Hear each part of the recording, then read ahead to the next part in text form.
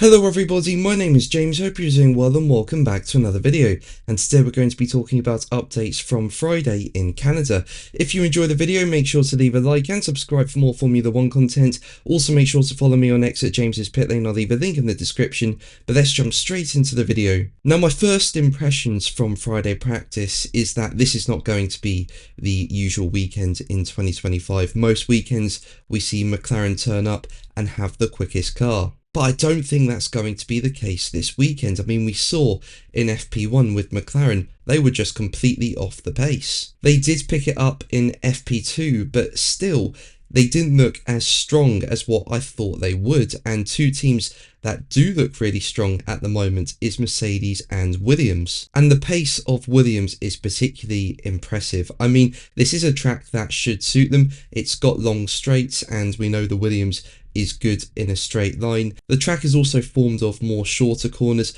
than longer corners that we saw in Spain, which Williams seemed to not like at all. And yeah, throughout practice, we've just seen Williams always at the top of the timesheet, so they're doing a really good job. I do suspect that they're probably running in a bit of a higher engine mode compared to rivals around them, but I do expect that when we get to qualifying, that Williams will be right up there, perhaps fighting for a top 6 position. So yeah, it looks like there could be a few surprises this weekend. So what is going on with McLaren? Well, they did bring upgrades to the Canadian Grand Prix. And speaking about McLaren's strange pace, Sky F1's Ted Kravitz said McLaren had 3 upgrades, a new front suspension and 2 bits on the front wing.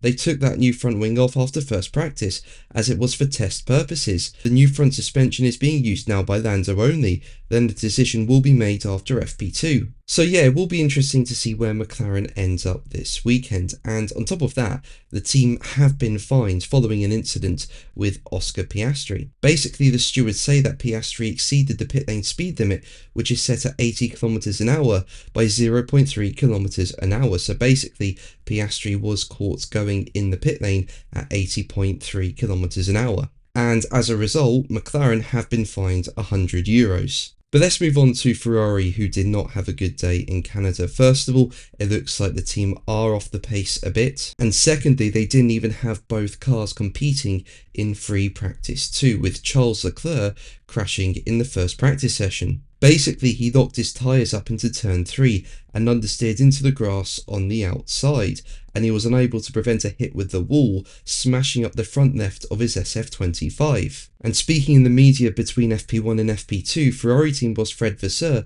suggested that Leclerc damaged his car's chassis, and because of a chassis change and other checks, Leclerc was unable to compete in Friday afternoon's second practice session. Vasseur said, as quoted by Autosport, "When I left the garage, we think that we damaged the chassis and we won't be able to do FP2 by regulation. We need to do some checks, but I think it's over today for Charles." And Ferrari have since confirmed that Leclerc's chassis will have to be replaced ahead of Saturday's running, with the team saying, due to the damage to his car sustained in the crash in FP1, Leclerc will not be taking part in FP2, as the survival cell on his SF25 needs to be replaced. As per the regulations, Charles will be able to drive in FP3. So a difficult day for Ferrari, and they've got a lot of work to do going into Saturday. But that's going to be the video from me today. Thank you ever so much for watching. Make sure to like and subscribe for more videos, and until the next one, take care. Bye.